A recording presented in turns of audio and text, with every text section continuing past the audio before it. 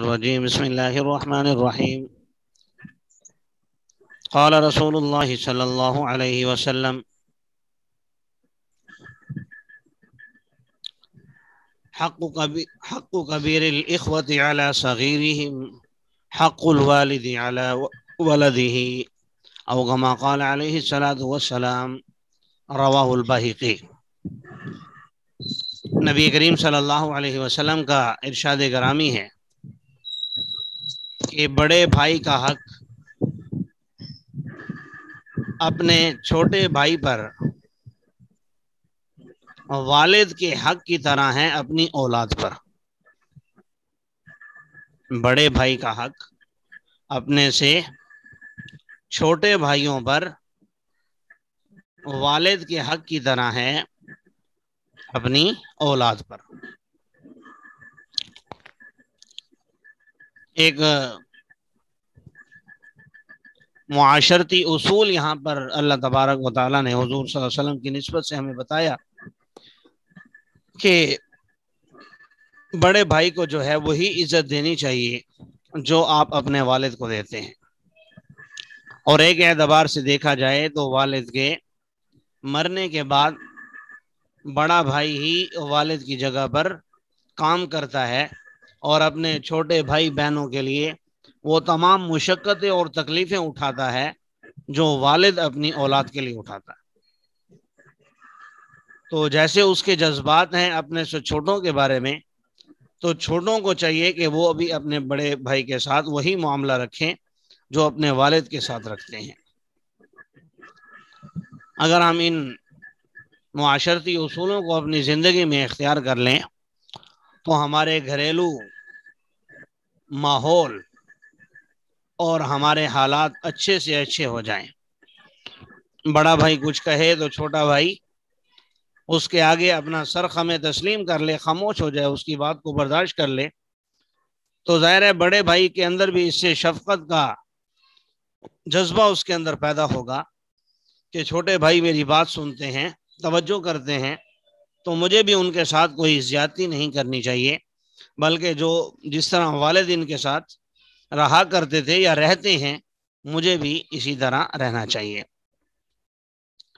ترکیب کے حوالے سے حق یہاں پر مضاف ہے، کبیر مضاف الیہ، مضاف الاخوتی مضاف الیہ، دونوں پھر مضاف مضاف الیہ مل کر حق کے لیے مضاف الیہ بن جائیں گے، اور مضاف مضاف الیہ مل کر ذوالحال بن جائے گا۔ اعلی حرف جار، صغیر مضاف، ہم ضمیر مضاف الیہ، مضاف مضاف الیہ مل کر مجرور، جار مجرور مل کر متعلق ہو جائیں گے ثابت ان سے، ثابت اس میں فاعل، ہوا ضمیر اس کا فاعل، اس میں فاعل اپنے فاعل سے اور متعلق سے مل کر یہ حال بن جائے گا، حال ذوالحال مل کر مبتدا بن جائے گا۔ اسی طرح آگے حق مضاف، الوالد مضاف الیہ، اور مضاف مضاف الیہ مل کر ذوالحال، علی ولدہ، علی حرف جار، ولدی مضاف، ہی ضمیر مضاف الیہ، مضاف مضاف الیہ مل کر مجرور، جار مجرور مل کر متعلق ہو جائیں گے ثابت ان سے، ثابت ان اپنے فاعل سے اور متعلق سے مل کر یہ حال بن جائے گا، حال ذوالحال مل کر خبر، مبتدا خبر مل کر جملہ اسمیہ خبریہ ہو جائے گا۔ قال رسول اللہ صلی اللہ علیہ وسلم کل بنی آدم خطاء وخیر الخطائین التوابون او کما قال رواہ الترمذی۔ نبی کریم صلی اللہ علیہ وسلم کا ارشاد گرامی ہے کہ ہر انسان خطا کار ہے، اور بہترین خطا کار وہ ہے جو توبہ کرنے والا ہو۔ یقیناً اگر ہم اپنے اعمال کا بھی جائزہ لیں تو ہمیں پتہ چلے گا کہ ہر انسان سے کہیں نہ کہیں کچھ نہ کچھ کوتاہی ضرور ہوتی ہے، بھلے وہ کتنا ہی نیک پاک اور متقی پرہیزگار کیوں نہ ہو، کیونکہ گناہوں سے پاک ہونا یہ انسانوں میں انبیاء کا خاصہ ہے یا پھر فرشتوں کا ہے۔ انسان ہو اور اس سے خطا نہ ہو ایسا ممکن نہیں ہے، لیکن فرمایا کہ بہترین خطا کار وہ ہے جو توبہ کرنے والا ہو۔ توبہ کے مفہوم میں بنیادی طور پر 3 باتیں ہوتی ہیں کہ نمبر 1، جو گناہ کیا ہے اس پر اسے شرمندگی ہو۔ نمبر 2، آئندہ نہ کرنے کا پکا عزم ہو کہ آئندہ یہ میں گناہ کبھی نہیں کروں گا۔ نمبر 3، اگر اس کا تعلق حقوق العباد سے ہے تو اس حق کو ادا کرنے کی فوری طور پر کوشش کرے۔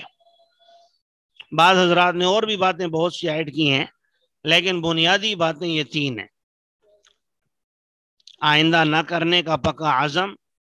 اور اس گناہ پر شرمندگی، اور تیسرا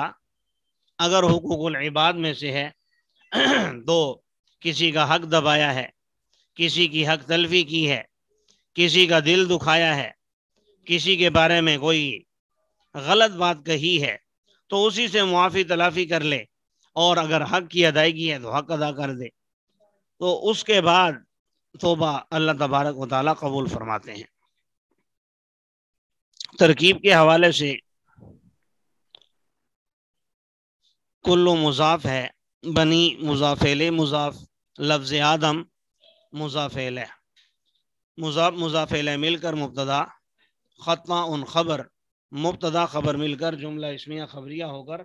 معطوف علیہ، وعاطف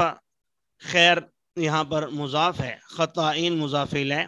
مضاف مضاف الیہ مل کر مبتدا، توابون خبر، مبتدا خبر مل کر جملہ اسمیہ خبریہ ہو کر معطوف، معطوف معطوف علیہ مل کر جملہ معطوفہ ہو گیا۔ اللہ تعالی ہمیں گناہوں سے توبہ کرنے کی توفیق عطا فرمائے۔ آمین۔